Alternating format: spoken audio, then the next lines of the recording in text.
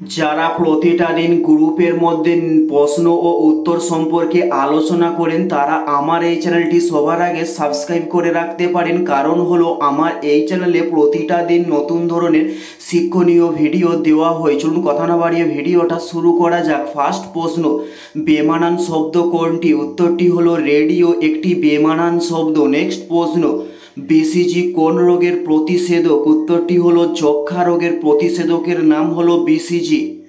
উত্তরটি হলো যক্ষা রোগ। নেক্সট প্রশ্ন, কার জন্মদিনটি শিশু দিবস হিসাবে পালিত হয়? উত্তরটি হলো জওহরলাল নেহরুর দিনটি শিশু দিবস হিসাবে পালিত হয়। নেক্সট প্রশ্ন, ভোপাল গ্যাস দুর্ঘটনা কত সালে হয়? উত্তরটি হলো 1984 সালে ভোপাল গ্যাস দুর্ঘটনা ঘটে। উত্তরটি হলো 1984 সালে ভোপাল গ্যাস দুর্ঘটনা ঘটে। নেক্সট প্রশ্ন, মুঘল ভারতের জিন্দাফির কাকে বলা হয়? উত্তরটি হলো ঔরঙ্গাবাদকে মুঘল ভারতের জিন্দাফির বলা হয়। উত্তরটি হলো ঔরঙ্গাবাদ। নেক্সট প্রশ্ন, অক্সিজেনের বাষ্প ঘনত্ব কত? উত্তরটি হলো 16 অক্সিজেনের বাষ্প ঘনত্ব। উত্তরটি হলো 16 অক্সিজেনের বাষ্প ঘনত্ব। নেক্সট প্রশ্ন, এইডস রোগের দ্বারা আক্রান্ত অংশটি কি? উত্তরটি হলো ইমিউনো সিস্টেম এইডস রোগের দ্বারা আক্রান্ত অংশ।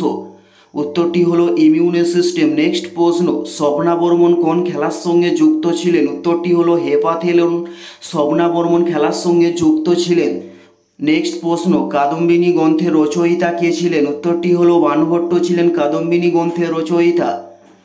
উত্তরটি হলো বাণভট্ট ছিলেন কাদম্বিনী গ্রন্থের রচয়িতা। নেক্সট প্রশ্ন, কোন নদীটি কাশ্মীর উপত্যকার মধ্যে দিয়ে প্রবাহিত হয়েছে? উত্তরটি হলো ঝিলাম নদীটি কাশ্মীর উপত্যকার মধ্য দিয়ে প্রবাহিত হয়েছে।